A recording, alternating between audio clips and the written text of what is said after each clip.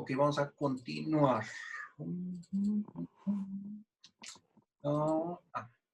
Ok. En el principio de las ondas de hibridación también funcionan con nucleótido de alta energía. Así lo habíamos visto. Sí. Existen unas ondas que tienen doble quencher. ¿Cómo es eso? Bueno, resulta que las ondas Tachman tienen nada más un quencher. Entonces, como tienen nada más un apagador, tienen como que una fluorescencia inicial porque solamente se apagan de donde quede cerca el quencher, pero el otro lado puede dar fluorescencia. No necesariamente, pero a veces la da. Entonces tiene una fluorescencia inicial, pero si tú le pones dos quenchers, entonces ya estás partiendo de una fluorescencia mucho más baja. Y entonces, en cuanto empieza la síntesis, se dispara la fluorescencia mucho más rápido que con las otras, que nada más tienen un quencher. Aquí vemos la fluorescencia en escala logarítmica de una sonda normal, cuando vemos la amplificación, y aquí vemos con doble quencher cómo se da la amplificación. La curva que se ve pues es mucho más bonita que con un doble quencher. Ahí lo dice, doble quencher proof, la sonda, la Pro. Hay varios métodos para cuantificar la amplificación. Para ello vamos a estudiar las curvas. Esta es la curva de amplificación.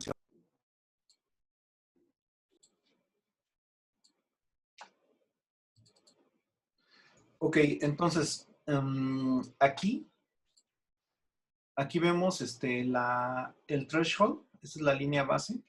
No sé por qué está acá el este es el threshold. Entonces, cuando levanta más allá del threshold, a este valor, en cuanto toca el threshold, se le llama valor de CT. También le llaman ahorita ya CQ, ya no se le llama CT, se le llama CQ. Bueno, entonces, este valor corresponde a un valor del ciclo. No necesariamente es un valor entero. El valor puede ser, aquí vemos que está entre 20 y 21, este ciclo. Bueno, entre 20 y 22, a lo mejor como 21 o algo así. Pero no necesariamente es un entero. Entonces, cruza el threshold y a partir de aquí ya se considera que es un valor positivo. Entonces, sigue una fase a partir de aquí es una fase de amplificación exponencial y ya finalmente viene una meseta. Ya no se amplifica más. Esas son, digamos, que las partes de las curvas de amplificación. Y bueno, entonces, a escala logarítmica, nosotros lo que vamos a observar es que esto va en una fase, una meseta. Si tú no agregas DNA en una muestra, debes de obtener esto, como se ve aquí. Cuando no agregas DNA en la muestra, tu prueba no debe de sobrepasar el threshold, sino que se mantiene por debajo del umbral. Entonces, todas las muestras que estén debajo del umbral, tú las consideras negativas. En cuanto cruza el umbral, tú ya la consideras positiva. Sea cual sea la curva que dé, siempre da positiva. Y bueno, otra cosa que tiene esto es que es muy fácil de identificar cuando son distintas muestras, cuando se da falsificación de muestras, etc. Entre la gran cualidad que tiene es que, por ejemplo, aquí tienes una muestra que fue diluida, la dilución fue 1:10, y entonces aquí tú ves precisamente que al ser diluida, presenta exactamente el mismo comportamiento, porque es la misma muestra, está diluida, se ve exactamente igual, y el desfasamiento que presenta entre cada uno de estos es de 3.2 ciclos. ¿Por qué? Porque es base 10. El desfasamiento, como se está amplificando el DNA se amplifica con logaritmo base 2, y entonces como tú estás diluyendo base 10, entonces logaritmo de 10 de base 2, logaritmo base 2 de 10, es igual a 3.2, y esa es la distancia que hay entre un ciclo y otro. Si tú haces unas diluciones 1:2, entonces, si tus diluciones son 1:2, la distancia entre un ciclo y otro debe ser de 1. Pero bueno, hoy no, yo creo que hasta el año que entra vamos a hacer problemas de esto. O bueno, sí, les mando los videos.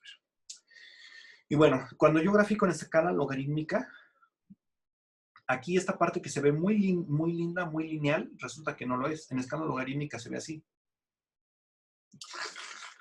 Parece que está masticando algo. o que lo masticaron. Entonces, precisamente, cuando ya es gráfico en escala logarítmica, el threshold lo pongo muy encima, bueno, no muy encima, pero sí lo pongo encima de donde termina el ruido de fondo, porque esta parte no era lineal, como vemos ahí, sino que tenía ruidos. Entonces, el threshold va arriba de donde están los ruidos.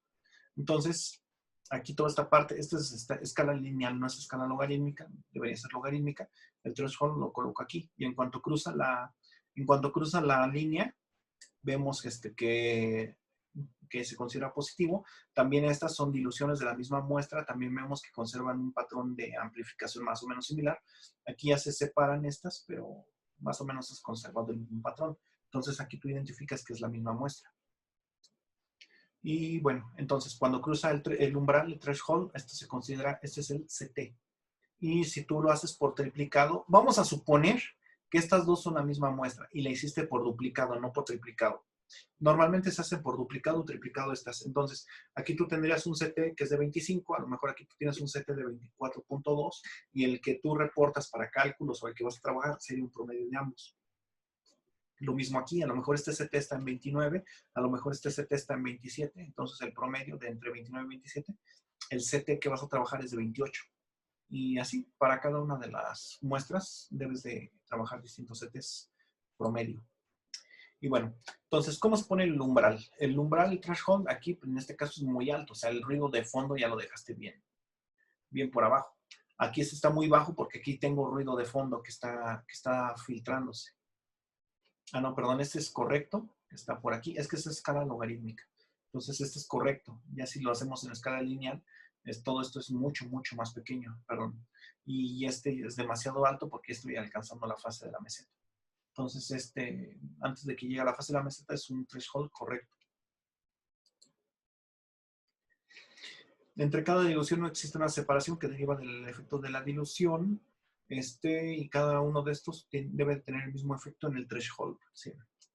Entre cada dilución existe una separación que deriva del efecto de la dilución. Entre más diluido esté el DNA, mayor va a ser el CT y más tiempo va a tardar, o más ciclos va a tardar al alcanzar el threshold.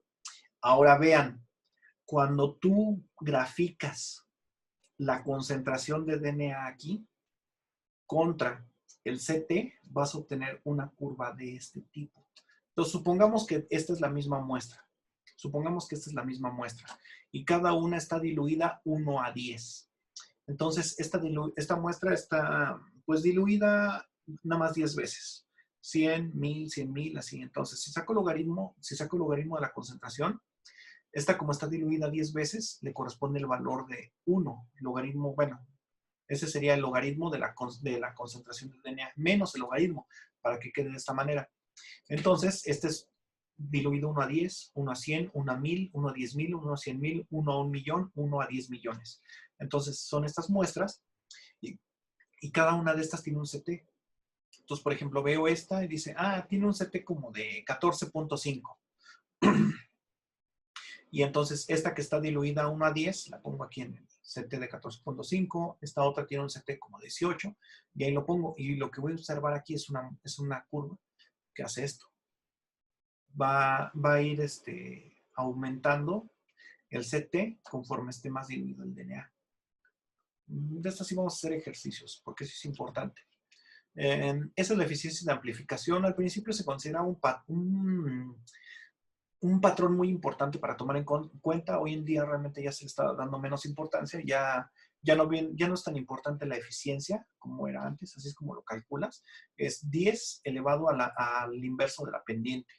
¿Y qué pendiente? Esta pendiente que te genera esta curva. Que si esta pendiente, como vimos, depende de la dilución. Entonces, esta pendiente, cuando es dilución base 10, debe de ser de 3.2. Bueno, sí, 3.2 debe ser tu pendiente. Perdón, 3.2 no, menos 3.2 porque es una pendiente negativa porque está bajando. Depende cómo grafiques aquí, si graficas el logaritmo o menos el logaritmo. Eso lo vamos a ver en los problemas. Pero bueno, entonces tu eficiencia de amplificación era igual a esto, por 100. Ya hoy en día ya no se maneja tanto. Bueno, entonces, para tomar controles también vas a amplificar no solamente los negativos de que manejas uno que no tenga DNA, que no tiene templado, también vas a manejar uno que no tiene enzima. ¿Por qué uno que no tiene enzima? Ah, ya, ese va más para atrás. Porque hay veces que tu sonda, por X o Y razón, son sensibles a la luz. Entonces, esta sonda, como es sensible a la luz, llega un momento en el que si tiene fotólisis, entonces se corta esta parte o se corta esta parte y el quencher y el reportero quedan separados y entonces al momento de que quedan separados da fluorescencia. Entonces,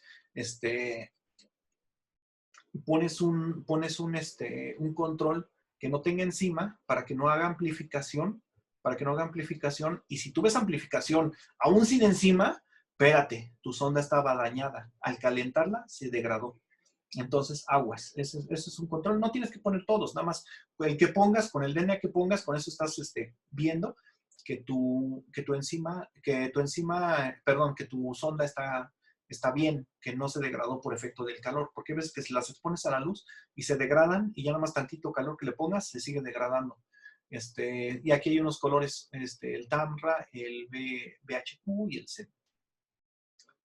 Pero bueno, ya seguimos con lo que estábamos.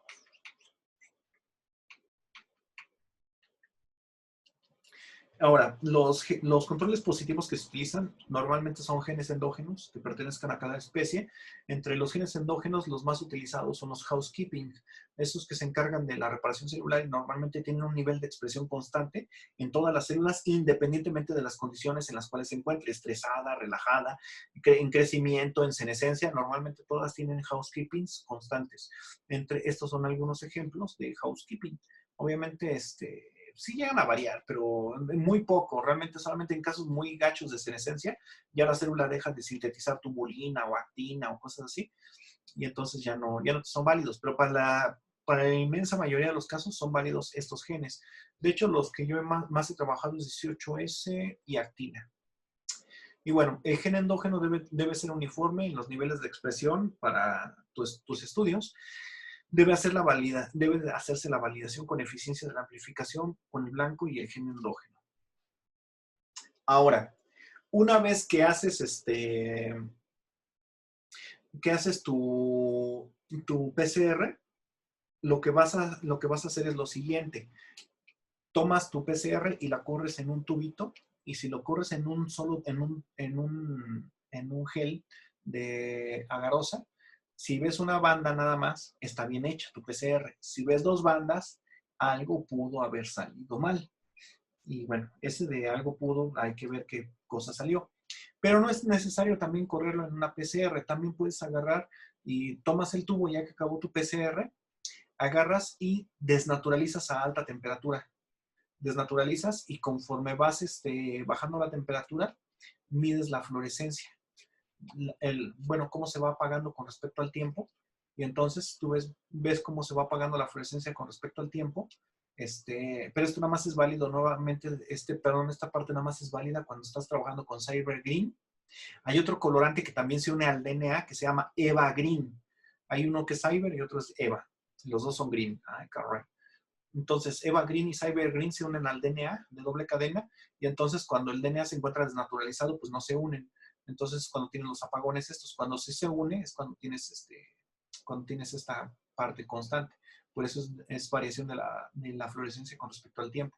Y esto te da indicios si tienes dos picos, dos bandas de síntesis o nada más una. Y aquí vemos una síntesis correcta, y ahí está, que se ve como una sola banda. Así es como deben de quedar. Por eso esto se le llama validación. Ya que acabó tu PCR, las desnaturalizas a alta temperatura y bajas lentamente. Aquí hay unas curvas, por ejemplo, cómo se ve la actina 8. Aquí vemos ay, caray. Espérenme.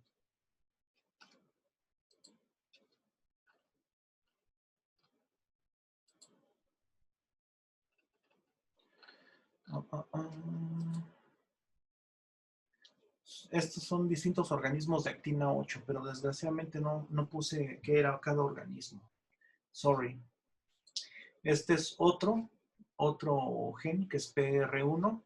Aquí están distintos organismos. Vemos que en este caso es más apto para los distintos organismos, ya que presentan menos variación que el gen de la actina.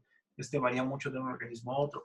Entonces, por eso sí es importante seleccionar un gen que vaya acorde a los experimentos que estás realizando para utilizarlo como control, porque te puede dar cosas raras como esta, o bien como esta.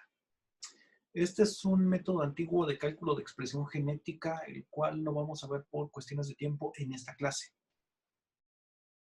Pero se maneja así, que es el método de 2 elevado a la delta delta CT. Eso es como hacer la curva estándar. Yo creo que aquí la dejamos esta porque ya lo demás son cálculos y no alcanzamos a hacerlo, no vamos a alcanzar a hacerlos. Lo vemos en la otra clase. Estas nada más son ejemplos de curvas de distintas muestras como se ven. Y de hecho aquí se ven que son dos familias de muestras. Esta es una familia de muestras y esta es otra familia de muestras. Y se ve el mundo de diferencia. De hecho, este es DNA plasmídico de bacteria y este es DNA genómico de planta. Y sí se ve la enorme diferencia. Y al hacer la curva tipo, aquí se ve. Y aquí todos, bueno, se supone que la curva tipo que estás haciendo para cuantificar debe de abarcar todo tu rango de muestras. Y aquí está la concentración de las muestras y el CT que tuvo cada una. Entonces, pues vemos que está hasta sobradísima la curva, pero sí, hasta la R parece cuchareada. ¿Dónde está la R de 1? No veo la R. Bueno, la eficiencia del 97%, preciosísima, preciosa. Pero bueno, ya aquí lo dejamos.